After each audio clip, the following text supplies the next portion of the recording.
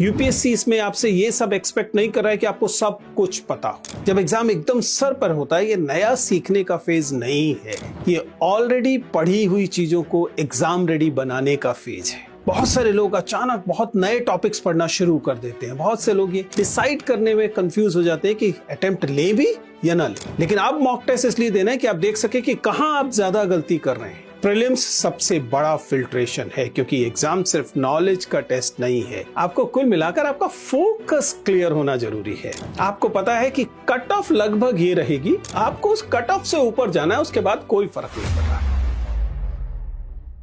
नमस्ते दोस्तों, please sit down में आपका स्वागत है।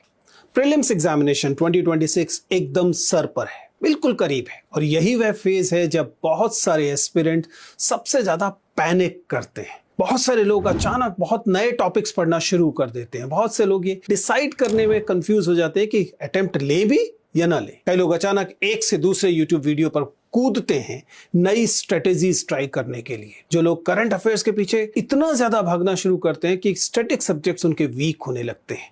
लेकिन रियलिटी इन सब चीजों से एकदम अपोजिट है।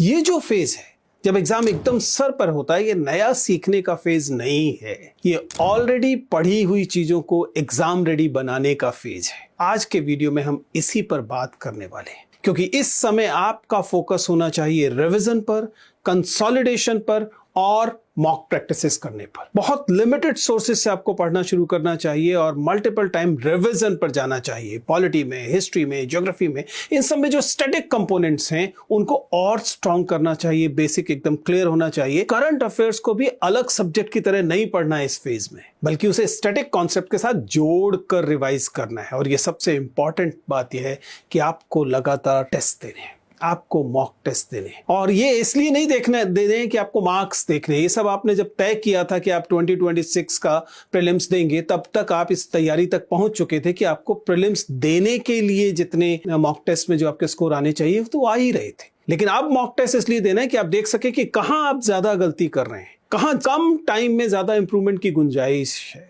और इसीलिए आपको अपने मिस्टेक्स को दूर करने के लिए इस फेज में अपने आप को फोकस रहना है। देखिए जरा समझिए, यूपीएससी का फॉर्म बहुत सारे लोग भरते हैं, लाखों लोग भरते हैं, लेकिन मेंस तक कुछ हजार पहुंचते हैं। सवाल ये नहीं है कि एग्जाम टफ है कि नहीं, क्योंकि एग्जाम तो सबके लिए बराबर है। सवाल ये है कि वही किताब पढ़ने वाले दूसरे लोग हैं, उसी तरह की कोचिंग्स को फॉलो करने वाले लोग हैं, उसी तरीके के चैनल्स को देखने वाले लोग हैं, फिर क्यों कुछ लोगों का सिलेक्शन हो जाता है और बाकी भीड़ में रह जाते हैं। यूपीएससी में कई बार लोग कम मेहनत की वजह से नहीं हारते, बल्कि इस वजह से हारते हैं क्योंकि उन्हें जिस चीज पर ध्यान देना चाहिए था उस पर ध्यान देने की जगह वे कहीं और ध्यान दे रहे थे। अगर हम इस बार के 2025 के जो अभी एग्जाम पिछली बार था उसे देखें तो 9 लाख लोगों ने प्रीलिम्स के लिए अप्लाई किया था और में लगभग 14,000 के लगभग कैंडिडेट्स मेंस तक पहुंचते हैं। अब इसे सिंपल तरीके से समझें तो ऑलमोस्ट 100 में से 97 लोग, 97% लोग जो हैं इसी स्टेज पर रुक जाते हैं। यही यूपीएससी की रियलिटी है। प्रीलिम्स सबसे बड़ा फिल्ट्रेशन है, क्योंकि एग्जाम सिर्फ नॉलेज का टेस्ट नहीं है, ये कई सारी दूसरी चीजों का टेस्ट है।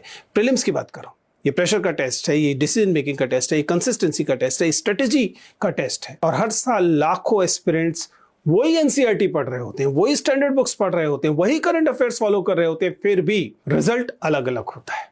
क्योंकि यूपीएससी ये केवल इंफॉर्मेशन का मामला नहीं है, ये डायरेक्शन का मामला है। ये बहुत क्रिटिकल फेज है। पहले और अब के प्रीलिम्स में यही बहुत बड़ा अंतर है। ये जो फेज है अब बहुत इंपॉर्टेंट फेज हो गया है और आपका की तैयारी अनफॉर्चुनेटली कंटेंट कलेक्शन बन के रह गई है। इतने सारे सोर्सेज अवेलेबल हैं कि आप लगातार कंटेंट कलेक्ट कर रहे होते हैं और प्रीलिम्स जब आ रहा होता है, जब रह गए होते हैं 15 दिन 10 दिन, तब आपको लगता है कि इतना सारा कंटेंट था, मैंने तो देखा ही नहीं, चलो दोबारा से देखते हैं। और तब आपके अंदर आना शुरू होता है सेल्फ डाउट। ध्यान रखिएगा, ये फेज बहुत इंपॉर्टेंट है कई मायनों में। ये देश के लिए सबसे इंपॉर्टेंट है, आपके लिए सबसे इंपॉर्टेंट है, और ये उस इकोनॉमी के लिए भी बहुत इंपॉर्टेंट है जिसका आप सारे एस्पिरेंट हिस्सा होते हैं, द कोचिंग मेंटरिंग। क्योंकि समझिए 100 में से 97 लोग बाहर होंगे।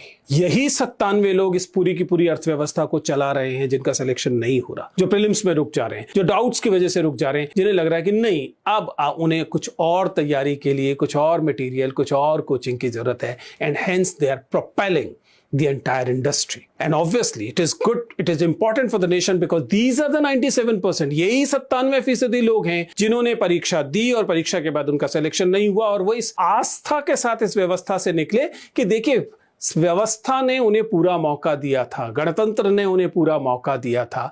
अतः एक तरह की लेजिटिमेसी इस पूरे एग्जाम को देने वाले लोग यही 97% लोग हैं जो फेल होते हैं। जैसा मैं हमेशा कहता हूं उस एनालॉजी के हिसाब से कि एक बारात में सिलेक्शन तो होने वाले लोग तो दूल्हे हैं, लेकिन बारात में शामिल लोग वे हैं जिन्होंने ये प्रीलिम्स का फॉर्म भरा था, जिन्होंने प्रीलिम्स अपीयर हुए थे और उनका सिलेक्शन नहीं हुआ था। वही लोग उस सिलेक्शन को लेजिटिमेसी दे रहे होते हैं। चलिए फिर से समझते हैं इस बात को कि क्योंकि यूपीएससी प्रीलिम्स एकदम आपके सर पर है, क्या आपने इसका नेचर ठीक से समझ भी लिया है कि नहीं? आपको पता लग गया है कि एक नॉलेज एग्जीबिशन नहीं है? क्या आप समझ गए हैं कि ये एक स्क्रीनिंग टेस्ट है, ये एक फिल्टरिंग मैकेनिज्म है? यूपीएससी इसमें आपसे ये सब एक्सपेक्ट नहीं कर रहा है कि आपको सब कुछ पता हो। यूपीएससी यह देखना चाहता है कि लिमिटेड टाइम में आप कितने सही डिसीजन ले पा रहे हैं। इसलिए आप पाएंगे कि बहुत बार एवरेज नॉलेज, एवरेज प्रिपरेशन वाला व्यक्ति निकल जाता है और लगातार पढ़ने वाला अब तक का लगातार टॉपर व्यक्ति एलिमिनेट हो जाता है। इसलिए यहां सक्सेस सिर्फ नॉलेज से डिसाइड नहीं हो रही, बल्कि आपकी एक्यूरेसी से, आपके टेम्परामेंट से, आपकी डिसीजन मेकिंग से तय हो रही है। अगर आप फेलियर्स को ध्यान से देखें तो प्रॉब्लम आमतौर पर मेहनत की नहीं है।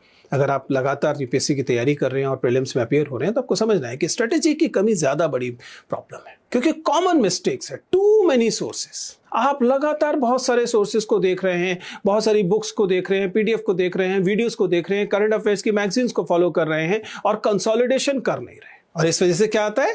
पढ़ा हुआ और रिवीजन, इनके बीच एक गैप आता है। This revision gap is generally the reason जिस वजह से आपने पढ़ा था, परीक्षा में भी वही सवाल आया, लेकिन उस समय, उतने समय में जितना आपके पास एलोकेटेड समय था, आप उसे अटेम्प्ट नहीं कर पाए या गलती कर गए। बहुत सारे लोग पढ़ते हैं लेकिन रिवीजन कई बार कम करते हैं और यूपीएससी में एक बार पढ़ी हुई चीज अगर रिवाइज न हो तो धीरे धीरे मेमोरी से निकल जाती है। बहुत वास्ट सिलेबस है, इसलिए ये बड़ी प्रॉब्लम है।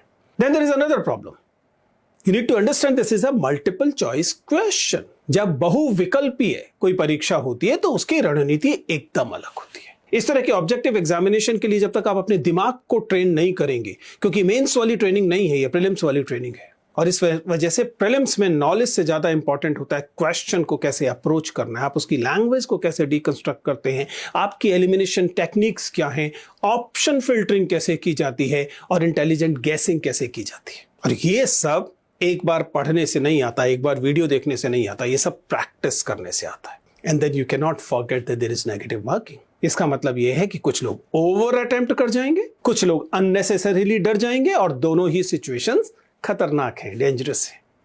ये छोटी छोटी मिस्टेक्स मिलाकर इन 97 की बिरादरी को खड़ा करती है। कुछ रिवीजन के कारण मारे जाते हैं, कुछ स्ट्रेटेजी के कारण मारे जाते हैं, कुछ ओवर प्रिपरेशन के कारण मारे जाते हैं, कुछ डर के कारण मारे जाते हैं, और कुछ लगातार ओवर अटेम्प्ट कर जाने की वजह से भी मारे जाते हैं और कट ऑफ के नीचे आ जाते हैं। एक एवरेज एस्पिरेंट सामान्यतः यह मानकर चलता है कि उसे सब कुछ आना चाहिए, लेकिन टॉपर्स का माइंडसेट थोड़ा अलग होता है, सेलेक्ट होने वाले लोगों का माइंडसेट अलग होता है। वे जानते हैं कि यूपीएससी में परफेक्शन पॉसिबल नहीं है। और परफेक्शन क्यों चाहिए? प्रीलिम्स टॉप करके क्या फायदा होने वाला है? आपको कुल मिलाकर आपका फोकस क्लियर होना जरूरी है। आपको पता है कि कट ऑफ लगभग ये रहेगी, आपको उस कट ऑफ से ऊपर जाना है, उसके बाद कोई फर्क नहीं पड़ रहा। सिलेबस आपका कंप्लीट हुआ था या नहीं हुआ था, ये भी इंपॉर्टेंट नहीं है। इंपॉर्टेंट ये है कि प्रीलिम्स वाले दिन आपने जो क्वेश्चंस अटेम्प्ट किए वो आपको कट ऑफ से ऊपर लेकर जा रहे हैं या नहीं लेकर जा रहे हैं। इसलिए प्रीलिम्स के लिए आपको लिमिटेड सोर्सेज पर ध्यान देना है बजाय सारे सोर्सेज पर जाने के।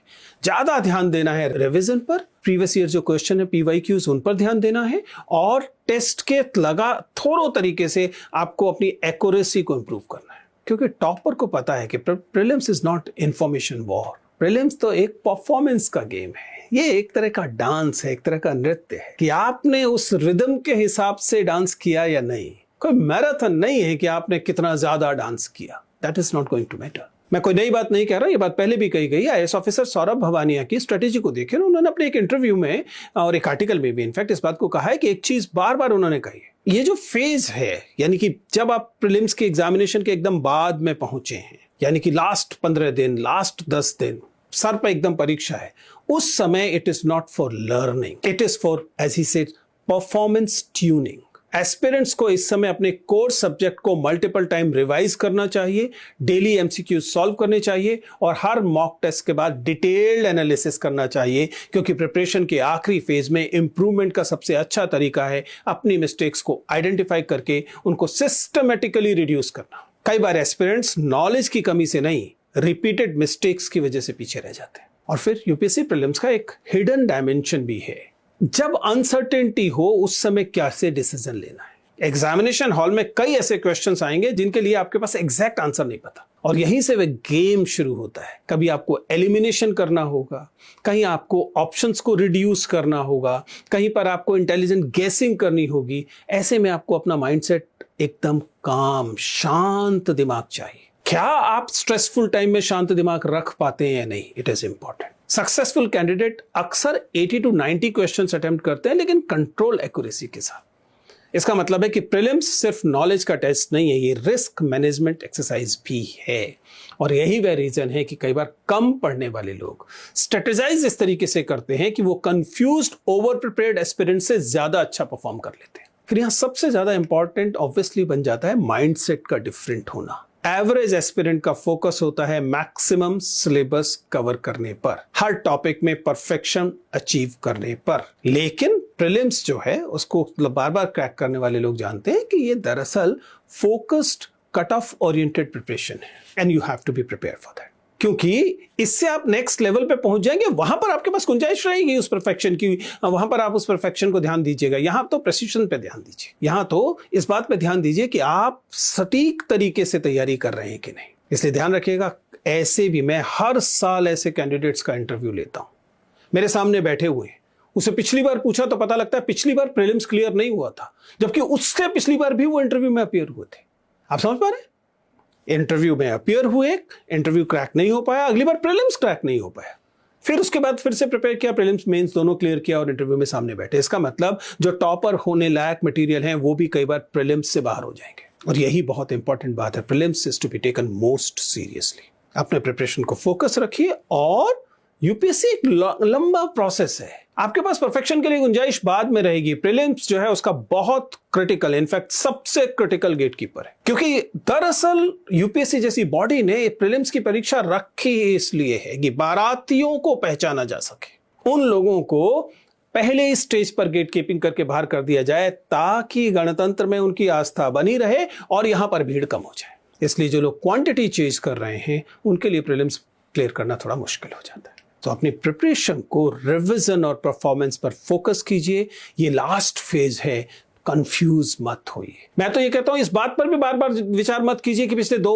3, 4, 5 महीनों में आपने क्या क्या गलती की है। That's not important. What is important is कि नेक्स्ट जितना भी समय आज से लेकर प्रीलिम्स के एग्जामिनेशन तक आपके पास बचा हुआ है, उसमें क्या आप ऐसा कुछ कर सकते हैं जिसे करने में आपका रिवीजन बेहतर हो, आपकी परफॉर्मेंस बेहतर हो। मुझे लगता है परफेक्शन की बजाय परफॉर्मेंस के पीछे जाइए, आप डेफिनेटली नेक्स्ट मेंस देंगे।